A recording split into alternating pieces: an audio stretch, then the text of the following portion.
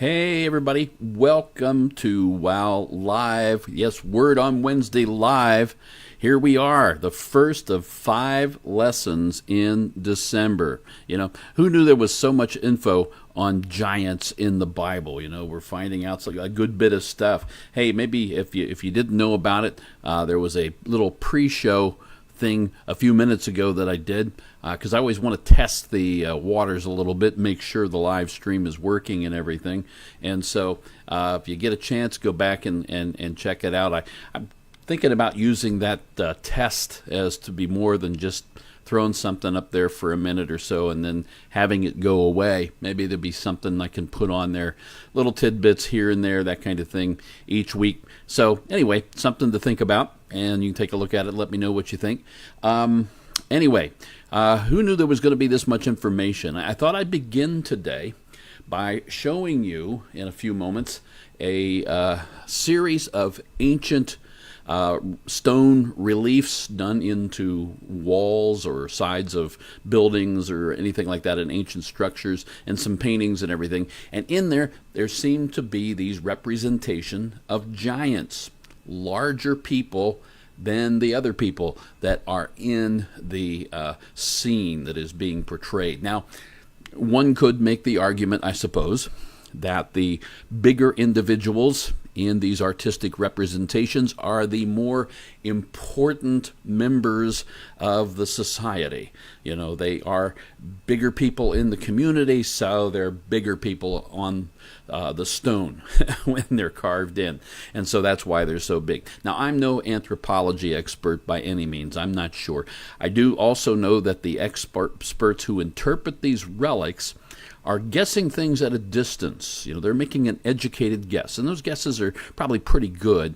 Guess might be kind of a weak word. They're making a hypothesis, but they'll say things like, we know that this is the way it was. And some of the things they're probably right about, but there's probably some other things that they think they're right about and might not be, and you can't really ask anybody because there's nobody left that used to live there. So you don't really have a live kind of context. You're just putting some puzzle pieces together and making an educated guess, like I said, on what the objects mean and everything, these relics and everything. So perhaps the bigger people in these images are the more important people in the community or whatever. But on the other hand,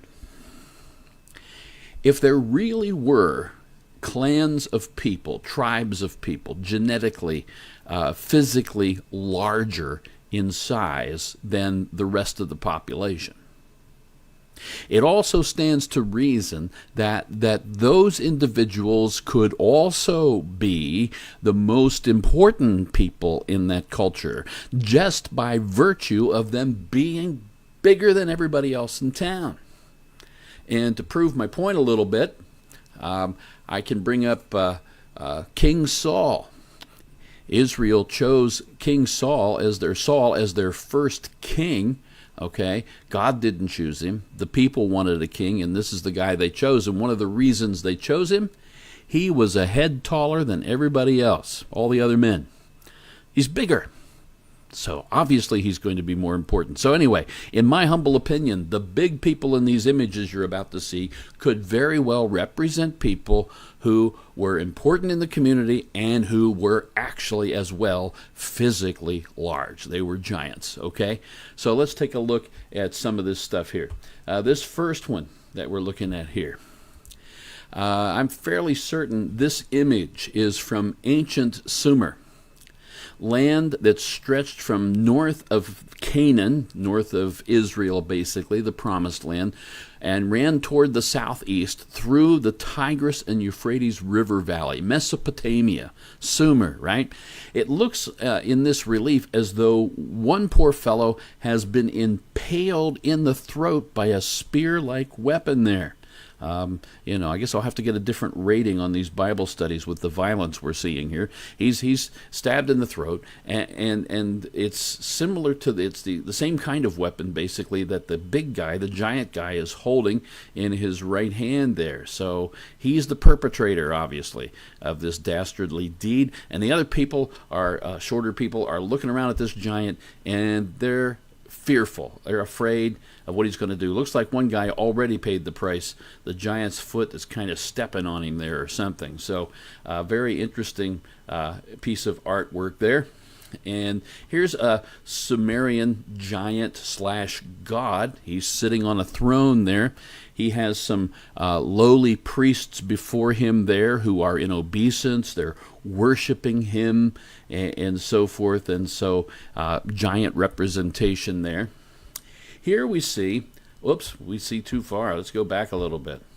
Here we see a line of regularly sized individuals. Everybody's about 5'9" or something. They're all the same, except the guy at the end with the pointed hat. I thought, is he a garden gnome? I wasn't sure what he was doing there. Then I thought maybe wizard. Pointed hat. Looks like he might have a beard on there. I can't really see it from here very well. Maybe you can see it better on your larger screen. And it, but he could be a dunce too. So I'm not sure. Tin Man, maybe that's the funnel cap, I don't know.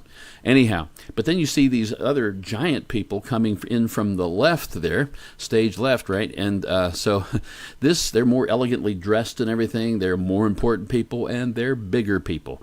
This was found in Iran, which in ancient times was known as Persia. So, all right, let's take a look. Obviously, some Egyptian things coming up here. Now, who knows what's really going on here? This is definitely different.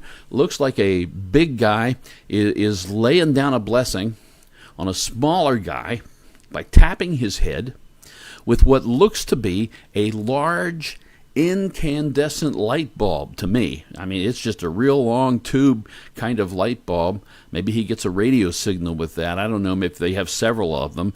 It looks like it's got a serpent for a filament in there to glow and everything. And there's even a power cord coming out the back end of it there, down at the base.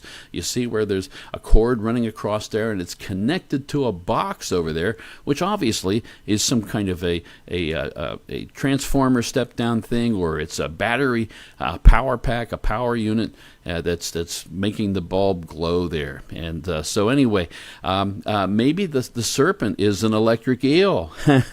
Okay, that was kind of stupid. A third guy, who's the smallest of the group there, he's helping to hold the light bulb at the heavy end so it doesn't, well, maybe not the heavy end, but the bulky end, so it doesn't drop and shatter all over the guy's head there.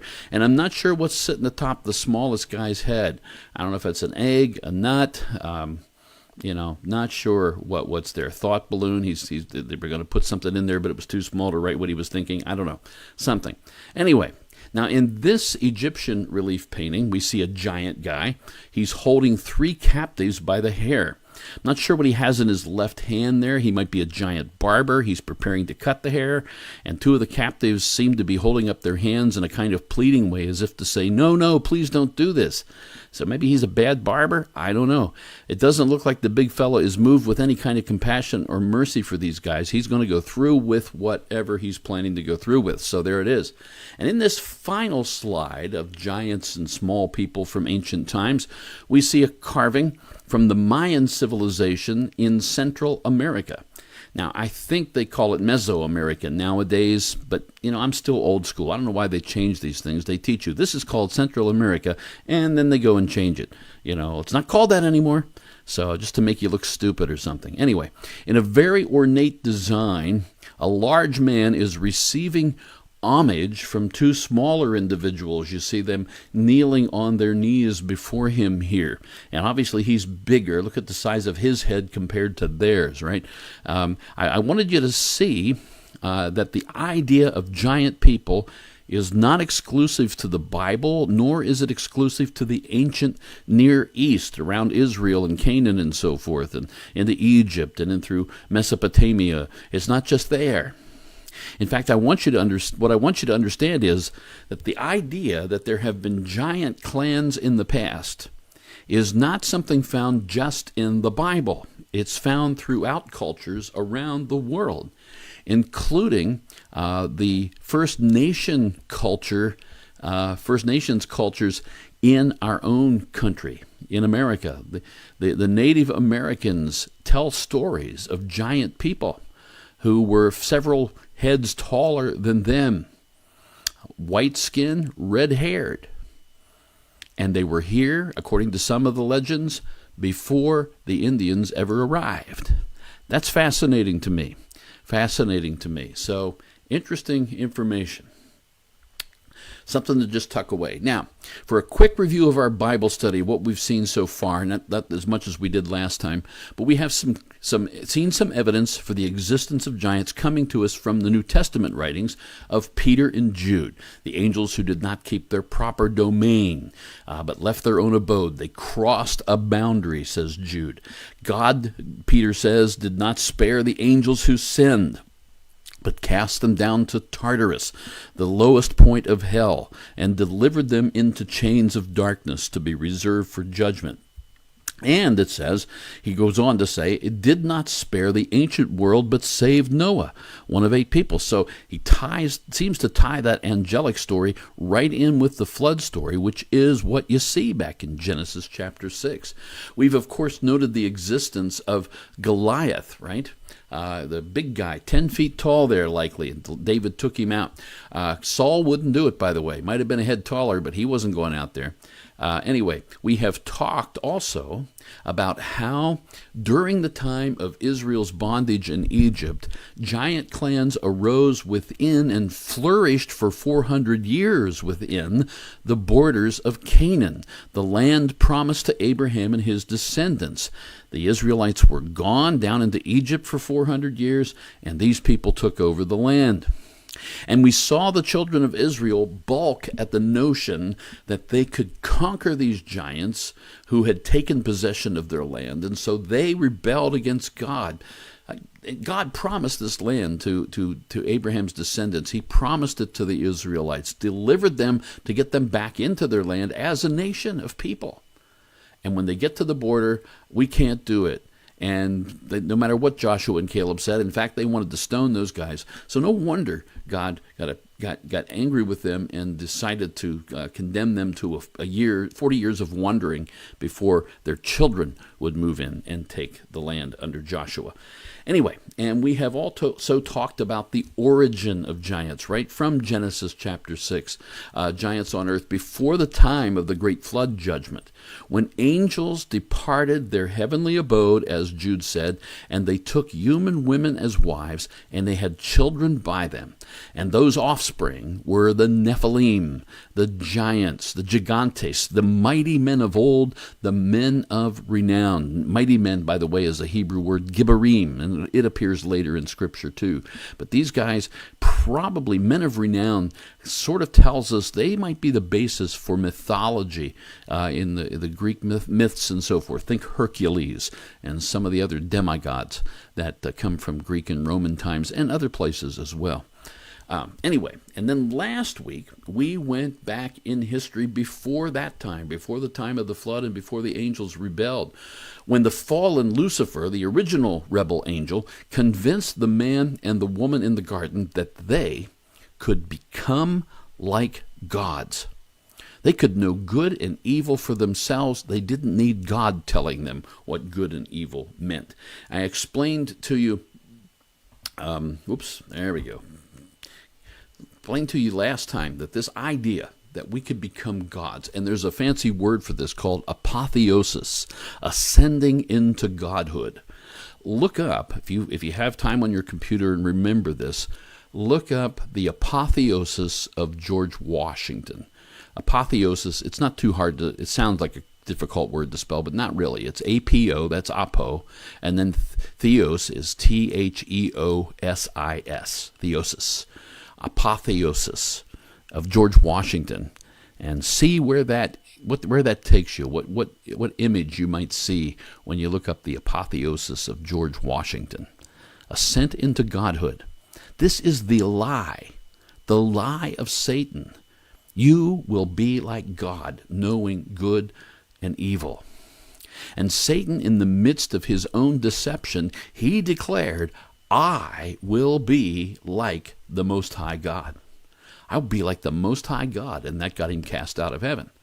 But he still believes he can do that. I'm convinced of that. That's his motivation. When the deceiver in Eden was cursed by God, God told him, as recorded in Genesis chapter 3 and verse 15, in this curse, he says, God says, I will put enmity between you, Satan, and the woman, and between your seed and her seed. He will bruise your head, and you shall bruise his heel. Now that's the very first prophecy of the coming of the Messiah, one born of a woman without any help with a man. It's the seed of a woman. So there's virgin birth implied here. And he's going to come and bruise the head, crush the head of the serpent. But in the process, his own heel will be bruised. If you will, this verse is the very first Christmas verse in the Bible. It's the first prophecy of the gospel, okay? Because of this verse, and what it means, and what Satan, how he interpreted it and how he took it and what he did with it.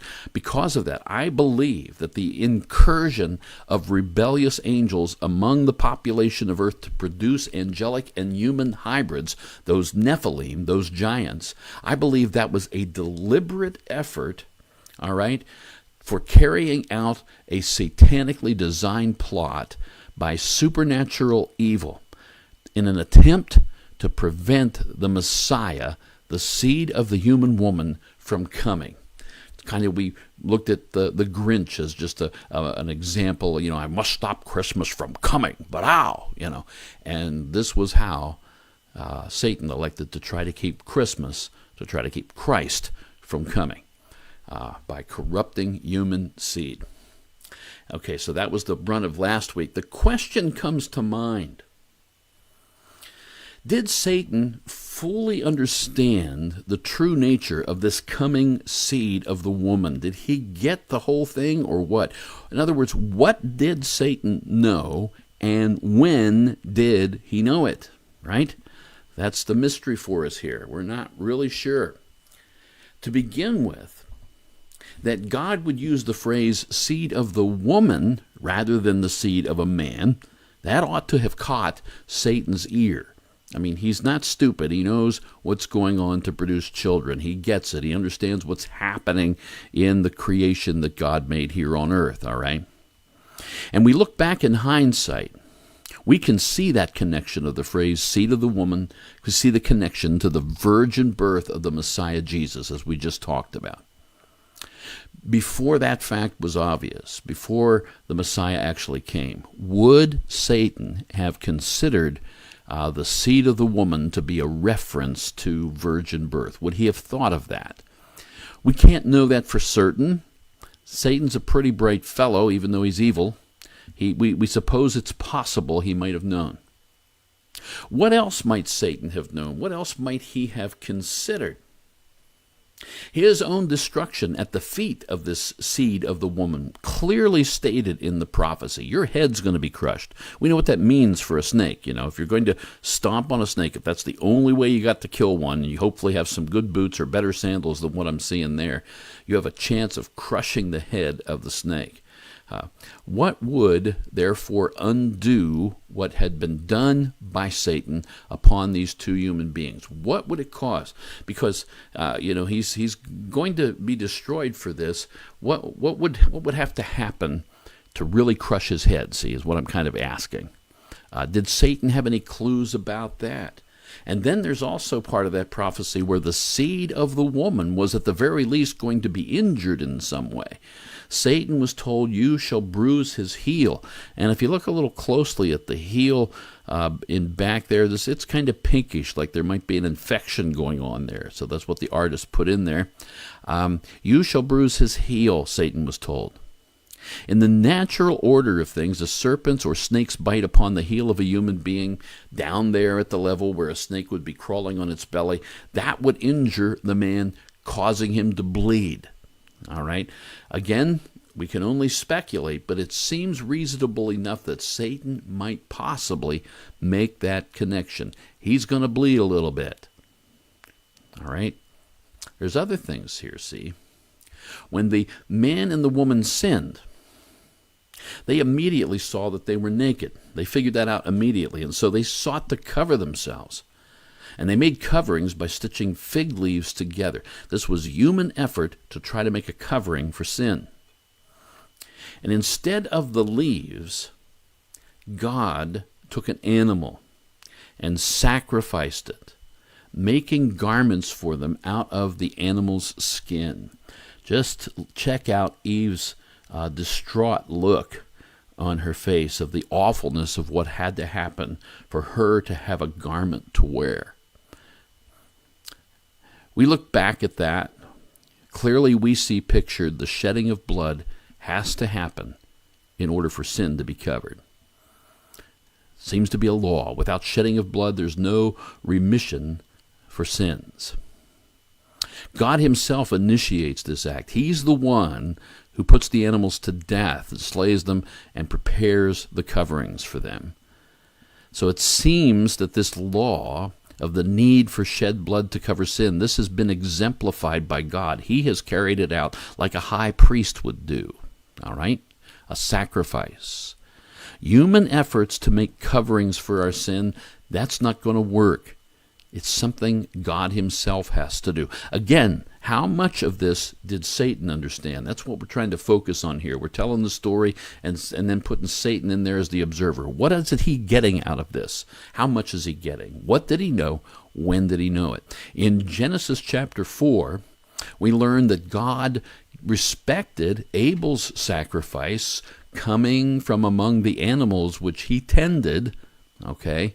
And we assume he therefore made a blood sacrifice. It doesn't say that specifically, but it seems to be he got the idea from his parents probably that a blood sacrifice is what is required. And so as a tender of animals, a keeper of animals, he puts an animal to death. Cain, his brother, was a tiller of the ground, a grower of plants. Now the ground has been cursed. It takes hard work to produce plants now, okay? Harder than what Adam had to begin with, okay? And so he's growing plants by hard work. And God did not respect Cain's offering. Now, connecting his offering to the fig leaves covering of Genesis 3, we can see human effort, not enough to deal with sin. Something coming up directly out of the ground is the cursed ground. It's sort of like using a direct product of the curse itself to try to undo the curse. And doesn't seem to be working. That's not good enough, if you can think of it in those terms. We're told that Cain is angry that his sacrifice is rejected by God. All right? He had put a lot of sweat into his garden. All right? Genesis 4, 6, and 7 says, "So the Lord said to Cain, 'Why are you angry? And why has your countenance fallen?'" You know what the problem is. Verse 7, "If you do well, will you not be accepted?" The assumption behind that is that Cain does know what doing well would be. He has to make a blood sacrifice. Why couldn't he swap a whole mess of corn for an animal that he could sacrifice from his brother? I'm sure his brother would give him a good one, right? You know, if you do well, will you not be accepted? And if, you know, he's being held accountable for what he did, all right? So he had knowledge. Knowledge means you know. You're being accountable means you know something is required and you're not meeting it, okay? Or at least you will be required to meet it because you know the truth. Ignorance of the law is no excuse, but if you know the law, it's even less of an excuse, right? And he goes on to say, God says, "If you do not do well, Cain, sin lies at the door, and its desire is for you, but you shall not rule over it." Sin lies at the door. That's like a serpent lying in wait for Cain, coiled up at the doorway, ready to strike. Sin desires to have him and to destroy him. And so we see in verse 8 that works. Now Cain talked with Abel his brother, and it came to pass when they were in the field that Cain rose up against Abel his brother and killed him. He killed his brother. Think about that. We know the story. Think about it. Killed his own brother. Cain shed the blood of his brother Abel. It is almost as though Cain understood a blood sacrifice was needed to deal with sin. All right? His parents would have told Abel and him what God had done to replace the unacceptable covering that they had made out of fig leaves. He sacrificed animals. They would have told their sons that undoubtedly.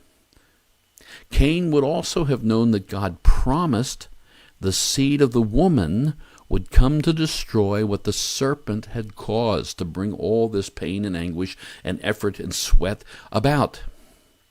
Perhaps Abel was the seed of the woman. I don't know if Cain was thinking that or not. Maybe my brother Abel is the seed of the woman. Maybe if I shed Abel's blood, all this will stop. I'll save the family, I'll save, and things will be reversed. This curse can be reversed if human blood is shed, and Abel seems to be the one who's best on God's side. I'll sacrifice him. He's the best one. I don't know. It doesn't say that in the text, but it makes a certain kind of sense to me that maybe that's what he was thinking.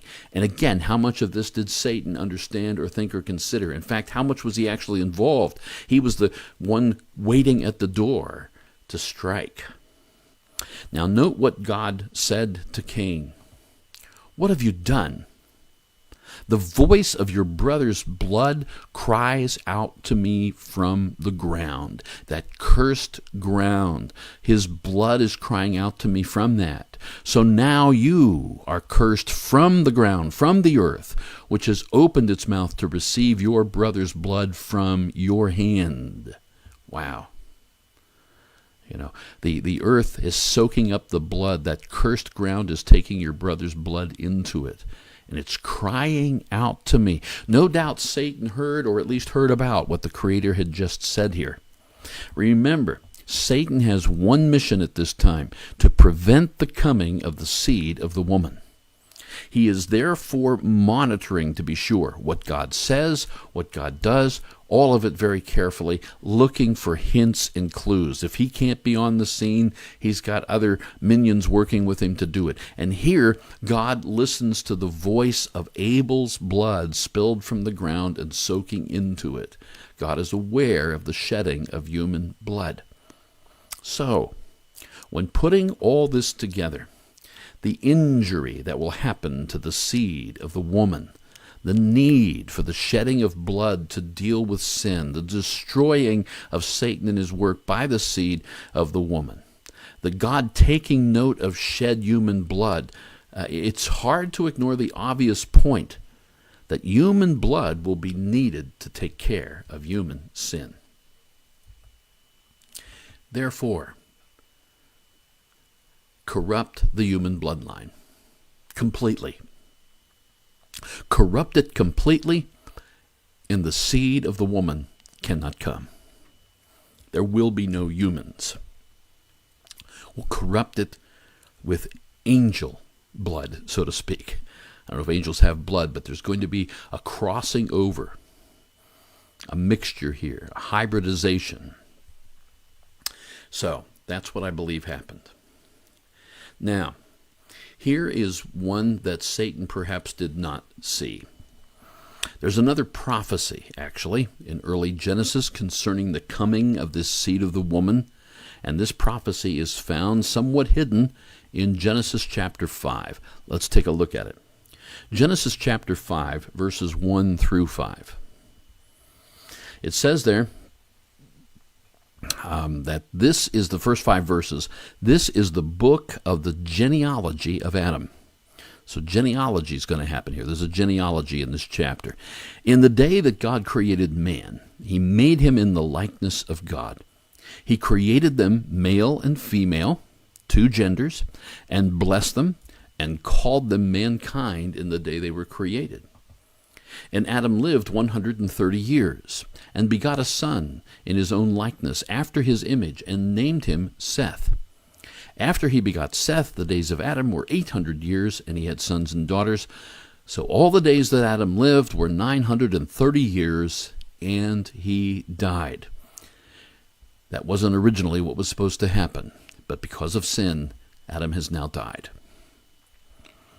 Seth's name means appointed, Well, we see that actually a few verses back in Genesis chapter 4, verse 25, where it says, "And Adam, which means man, knew his wife again, and she bore a son and named him Seth, for God has appointed another seed for me instead of Abel, whom Cain killed."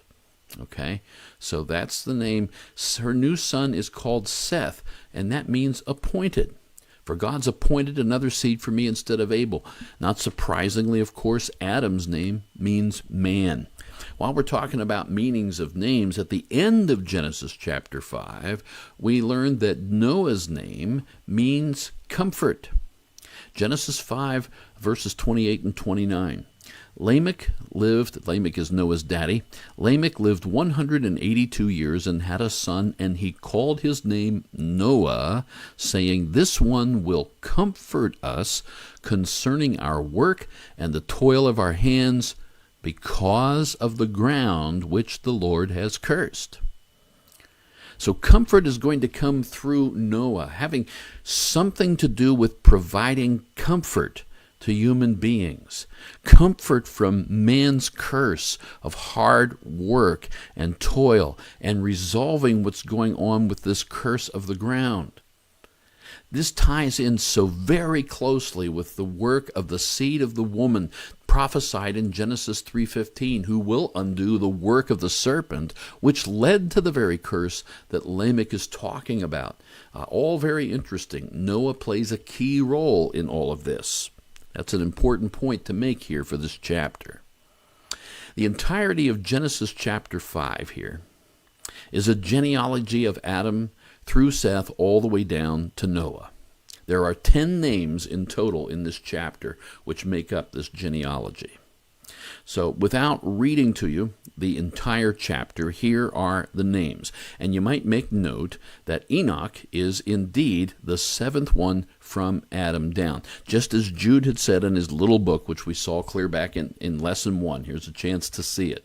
We have Adam, Seth, Enosh, Canaan, more properly Canaan with a K, all right, Mahalalel, Jared, Enoch, Methuselah, Lamech, and Noah. Now, each one of those names has a meaning. We have seen that Adam means man, Seth means appointed, and Noah means comfort. Enosh, let's look at that. Enosh means mortal. Now, the Hebrew word Enosh is often translated as the English word man in English versions, but it's generally is a man with an emphasis upon man's mortality. All right, it's the end of a man that the man is not quite measuring up. Man is dying. He doesn't have long to live. Those kind of verses where man is used, it's usually Enosh. Kenneth A. Matthew says in the New American Commentary on this passage, though the etymology, the word history, of Hebrew Enosh is uncertain, its usage often refers to the frailty and the insignificance of man. Perhaps Seth's naming of Enosh reflects his own sense of mortality, and in light of the murder of Abel, his older brother, the tenuous character of human life. Wow, it can be gone in an instant, and so we really are mortal, frail people. And so Enosh gets his name. Enosh means mortal. Now, the name of his son, Canaan, more accurately rendered, as I said, with a K, Canaan, it means a dirge, a funeral song, a lament. This quote here is from the Aberreen Publications online Biblical Name Vault, and in the article that talks about Canaan there, the name of Canaan. It's a noun, kina, which denotes a kind of sad poem, a dirge or a lamentation, sadness, which both had to be fabricated and could presumably pierce a person's soul like a spear, which is an obvious biblical figure of speech. See Luke 2:35. That's where Simeon, the old man who sees Mary with the baby Jesus in the temple, says to her, "A sword shall pierce your soul, shall pierce your heart." And sadness is coming to you. is what he's saying. Anyway, this fellow goes on. The denominative verb konan means to do a dirge, to actually sing it. Could either be to chant it or to compose one, to put one together. So it's dirge, lament, it's sadness. We can say that a sad dirge, a funeral song lamenting the death of a loved one, represents sorrow. So Canaan, therefore, means sorrow. Canaan's son was Mahalalel.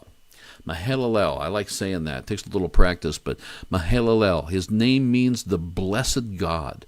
Mahalal, the first part of it, is a root word meaning praise, and then El, the ending, is God. I should have an EL there, not an AL. Just notice that on the slide. Down at the bottom, I do have it right. So forgive me for that. But you can see hints there of the word hallelujah in the name of Mahalalel, the blessed God. So his name means that. The name of Jared, Mahalalel's son, means to come down.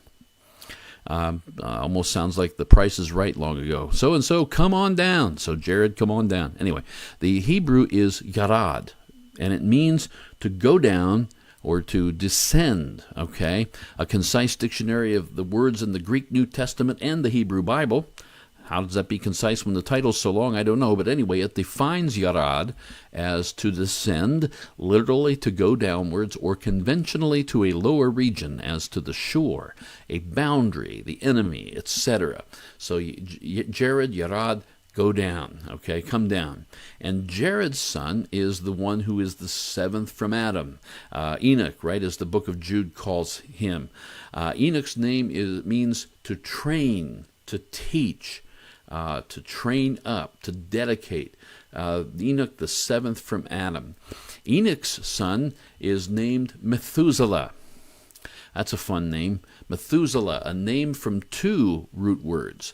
The first part can be either mat, M-A-T, or which is another word for man, or it could be mut, which means death, and maybe the two together in some way. The second root, shalak, means to send or to let go.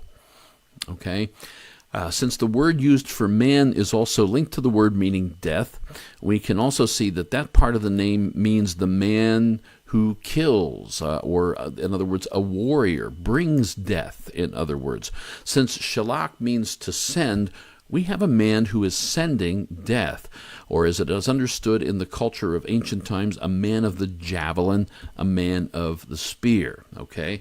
Methuselah can therefore mean when he dies, it shall be sent. Death shall be sent. When he dies, it shall be sent. Methuselah, according to the biblical record, lived longer than anyone else, right? Total of 969 years.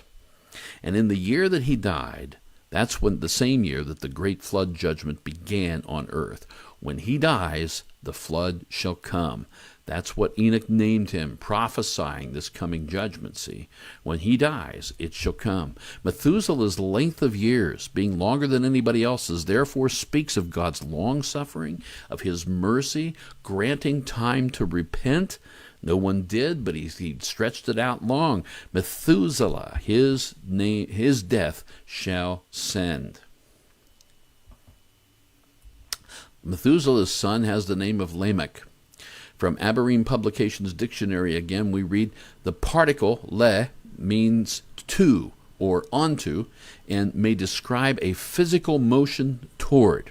And the verb muk, to be low, to be depressed. So the verb makak means to descend, to bring low, or to humiliate. These are the senses of the word in different ways in which it's rendered. The roots are rendered in different ways. The verb muk means to bring low in a socio-economic sense. So the whole name would thus mean for the lowering, for humiliation, or the lowly. The lowly. Lamech means the lowly one, okay? The humiliated, the lowered ones, the lowly. We have seen that Noah is defined in Genesis 5:29 as comfort. The dictionary of deities and demons in the Bible says of the name Noah, the etymology of the name Noah has never been satisfactorily explained. It's usually connected with the verb root noah, meaning rest, settle down of the ark in Genesis 8:4, where it came to rest. Repose, be quiet after labor in Exodus 20, verse 11. The day of rest there is talked about. And so Noah may mean rest, possibly in association with the resting of the ark on the mountains of Ararat after the flood. The root appears in ak nahu, to rest, as in inu tamtu abubu. I love that one. Ikla, the sea subsided, the flood ceased, in the Babylonian account of the flood, which is the Epic of Gilgamesh. Anyway, if other Near Eastern languages are pointing to resting, and the Bible itself says that Noah shall bring rest or comfort, I feel safe in saying Noah means comfort. It means comfort. So, we have 10 names in this genealogy, and knowing that in the Bible the meaning of names is very important, here is the result that we've now compiled. We have Adam meaning man, Seth is appointed. Enosh means mortal. Canaan is sorrow. Mahalalel talks about the blessed God. Jared means to come down. Enoch has to do with teaching. Methuselah, his death shall send or bring. And then Lamech, the lowly. And finally Noah, meaning comfort. And when you put all that together, the message of Genesis 5 says this: man is appointed mortal sorrow, but the blessed God shall come down, teaching that his death shall send the lowly comfort. Man is appointed mortal sorrow, but the blessed God shall come down, teaching that his death shall send the lowly comfort. Comfort is coming because the blessed God has come down, and he's going to die. And that's going to bring comfort to us, undoing that mortal sorrow to which we have been appointed. Who would have ever imagined that a genealogy from the book of Genesis would have hidden within it the message of the gospel of Jesus Christ? It's absolutely awesome. I mean, you can bet that if Genesis were some kind of concocted document that was written a century or two before Jesus was born by some Jewish rabbis, if Jewish rabbis were writing this, they never would have put that message in there for any reason. Why would they do it? You know, it makes no sense apart from the idea of understanding that there is one coming who is going to bring comfort by his death to those who have been appointed death themselves. Amazing. This authenticates the divine origin of the biblical text when something far back in Genesis, the early chapters of Genesis, which are often criticized by modern scholars to say that they're nothing but mere poetry, it takes that text and elevates it and says it prophesies what's going to happen in the New Testament. That's astounding to me. Moreover, here is what we have now gleaned from Genesis chapter 3 through 5. We have learned that the serpent would cause an injury to the seed of the woman who was prophesied to come destroy the work of the serpent. That injury or that wound would likely cause bleeding, as a snake bite obviously would. We observe the need for the shedding of blood to deal with sin when God made coverings for Adam and Eve from animal skins. Their fig leaf coverings were useless. In Genesis chapter 4, in a story of acceptable and unacceptable sacrifices and the result of a brother therefore killing a brother, we also read about God taking note of shed human blood as Abel's blood cries out to him from the cursed ground. It is hard to ignore the obvious point that human blood is going to be needed to take care of that curse, to take care of human sin. And then we discern from Genesis chapter 5 that because of Genesis chapter 3, man is appointed mortal sorrow. But the blessed God shall come down, teaching that his death shall bring the despairing comfort. That's absolutely astounding. You know, I don't believe Satan saw the connection in real time, as those 10 generations of Genesis 5 gradually would have unfolded in actual history over more than 1,500 years. Therefore, he may not have understood the true identity at all, nor the entire message concerning this coming seed of the woman and what actually was going to happen. For him, the whole goal was to keep that seed from coming. That's what he's concerned about what he's focused upon. Hence the plan to have angels lead leave their domain, come down to earth, take human women as wives, and produce these hybridized giant beings known as the Nephilim. Also, Genesis chapter 6, verses 11 and 12. The earth also was corrupt before God. This is all in Genesis chapter 6, the same chapter with the giants and the angels and the women and everything else. The earth also was corrupt before God, and the earth was filled with violence. So God looked upon the earth, and indeed it was corrupt, for all flesh had corrupted their way on the earth. Now, while we don't have the details, consider that there is the obvious objective to completely be redoing what the Creator had made. That's what the objective is, okay? For Satan to change things so that the seed of the woman cannot come. And so you read those verses there. The earth is also corrupt before God. The earth was filled with violence. All flesh had corrupted their way. And you think about it. You have this hybridization, the corrupting of flesh, of human flesh, corrupted, resulting in those giants. And you have this reference that, therefore, the earth was filled with violence. You know, you start to wonder if there was some kind of a genocide underway here. That the corrupting of the flesh wasn't happening fast enough, and so we have to exterminate any human beings who are still fully human. There's violence going on, and so there's this genocide, possibly. I mean, I'm just speculating here, but it seems to be talking about the violence. What causes the violence? The wiping out of pure human beings, the pure human race. Remember, we had read this verse in verse 9 before regarding Noah. I also have thrown in verse 10 here. So these are the verses, 9 and 10, right before 11 and 12, which we just looked at, the earth being filled with violence, corrupting of the flesh, corrupting its way, and so forth. So these are the verses right before those. This is the genealogy of Noah. Noah was a just man, perfect in his generations. Noah walked with God. And Noah begot 3 sons, Shem, Ham, and Japheth. Noah is perfect in his generations. The word translated genealogy there in verse 9 is essentially the same as the word translated generations, so they're basically the same word. You see, this has to do with the bloodline, genealogy, generations. He's perfect in his genealogy. Is this saying Noah had a perfect or a complete, fully human bloodline with no intermixing with the angelic race? Under the context with Genesis chapter 6, the first 4 verses, and then this down in verses 9 and 10, that's a very legitimate way of translating this passage. You know, we say things today in our church lingo, things that we don't want to, like we don't want to be corrupted by worldliness, right? We don't want the world system around us impacting us and changing us, nor do we want to see our children corrupted by the spiritual vacuum that's in the modern world.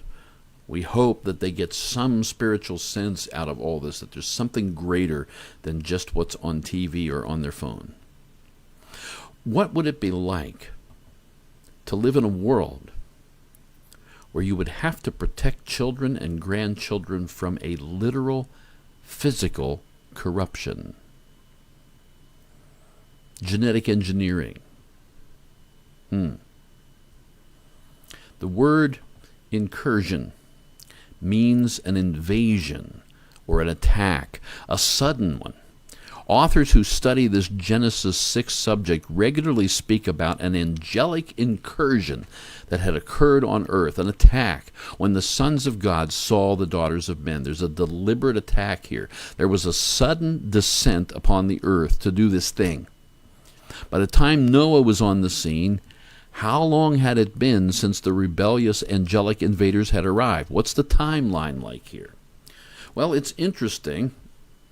Taking a look at this graph here, this chart, it's interesting that the 5th man down from Adam, Mahalalel, named his son Jared, which means to come down to descend from a high place to a low place. Suppose Mahalalel gave Jared his name to take note of when this angelic incursion had happened, when this time that the angels had come down. And he noted that by naming his son according to what was happening. Jared. They came down in the days of Jared. Using just what we see in Genesis chapter 5, the times and ages and numbers there, the years that are talked about in that, and nothing else, because there's nothing else there. Just using that straight up.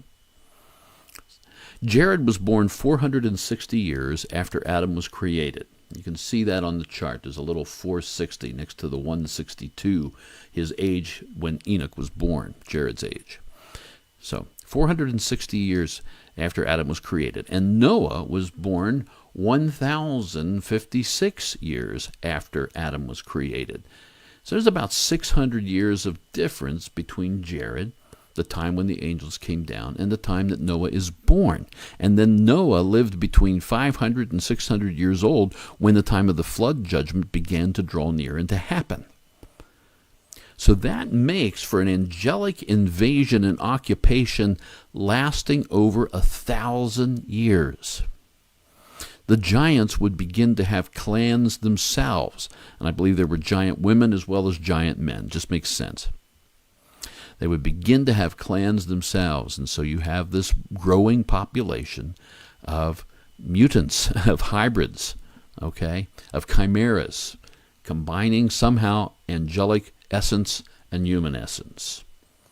I also confess, and this, folks, is based on pure speculation, that I wonder how far this hybridization program might have gone in that time. How much would they have experimented with things? My thinking meanders on a line like this. You see, Satan desired to be like the Most High God. He wants to be like God.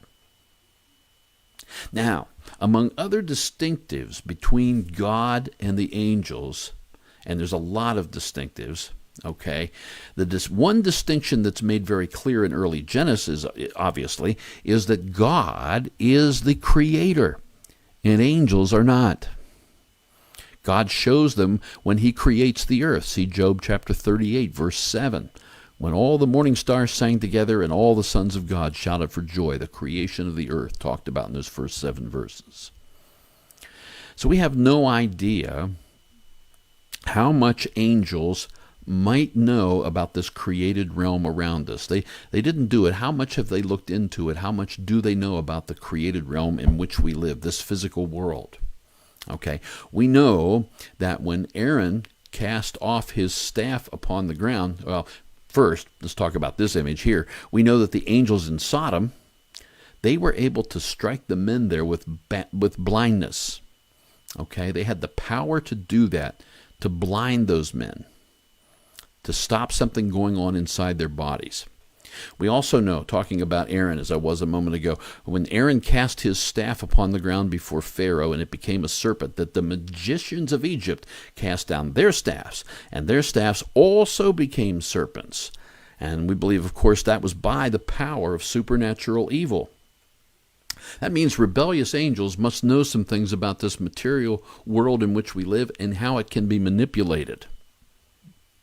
Just little insights into that. So that's kind of the ground foundation for this, what I'm going to say now. What then if the rebellious angels, under guidance from Satan and in concert with perhaps other rebellious angels, sought to corrupt the flesh of the animals on earth before the flood? What about possible manipulation of animals at the DNA level? What if they're looking into this idea? How can we mate with human beings? Is there some way we can do that? And maybe they're smart, all right? Maybe they do know. Maybe they probably didn't call it DNA. Who knows what they called it, but they understood the basic building block of life. Perhaps, if they can cause blindness and change staves into snakes. What about experiments in hybridization? What if they did that with animals? You know, it's interesting. The ancient Greeks told these tales, which includes all kinds of mythological creatures. So there's the centaurs, a mixture of humans and horses. There's the minotaur, part man, part bull. There are the satyrs, part human and part goat, and so on. Now, granted, people have delightful imaginations to create all manner of creatures in their minds. That's a wonderful gift the Creator has given us. But what if, just what if, there were some sort of basis, maybe not as developed as these creatures we just looked at, but there were a basis for such myths where there was experimenting with animal DNA and human DNA that were once part of the reality before the flood? What if that was hinted at and it survived the flood and fostered these kind of ideas around campfires and in school buildings with teachers teaching young people and so forth? Now, it doesn't have to have been that way. I said this was pure speculation. I'm not saying it has to have been that way. I'm just asking the question, what if it could have been that way? And it makes sense to me. If it were that way, well then, folks, I have no problem at all understanding God's grieving heart as described in Genesis chapter 6, grieving over what had become of his creation, over what the introduction of sin into his creation had done, both in the angelic realm and in the human realm. I have no problem understanding why he then sought to preserve, and he did preserve, the complete and perfect land dwellers, still pure, free from any corruption, from his original creation. I'm not talking about genetic corruption or anything like that, of course. They still had corruption of sin, but that's not what I'm talking about here. That they were free from all of that, perfect in their generations, as Noah was, to preserve them from his original creation upon this huge 3-story barge that we call Noah's Ark. And sadly, I definitely can see why he had to scrub the whole planet clean of the genetic corruption of the rest of land-dwelling life through this judgment of the great flood. As I said before, it is this angelic incursion that happens before the flood and the mating that takes place between angels and humans that rises to the level of that moral question, that moral reason why such a horrendous, total, complete judgment had to happen, so that nothing would survive on the other side of the flood. It just makes sense to me. I may not have everything right that I said tonight. Like I said, a good bit of it's speculation. But I certainly think that these ideas are on the right track to explain what happened back in the 1600 years, 1,600 years from the time of the creation until the time of the flood. And how the giants came into being, and how significant of a role they played in that time, maybe even participating in the annihilation, the attempted extermination of all purely human stock still left on Earth. Well, I hope that helps you to see some more things about these giants. And next time, we'll get in on the other side of the flood, see what's going on there, and maybe refer back to this from time to time. It's just too much there going on not to completely let it go altogether. This stuff crosses over. The giants, there were giants in the earth in those days, it says in Genesis 6:4. And also after that. There were giants in the earth in those days, before the flood, and also after that, after the days of the flood, whenever the angels, the sons of God, came in to the daughters of men, and they bore children to them. It implies that there may well have been, and probably has been, more incursions than just the one that happened before the flood. And it explains why you have giants in the land in Canaan after the flood. So we'll get into some of that next time. God bless you. Have a great rest of your week. Thank you so much for following along and listening in on this. I hope you're having as enjoyable a time, half of as much enjoyment as what I'm having presenting this information, this material to you. God bless you. Take care.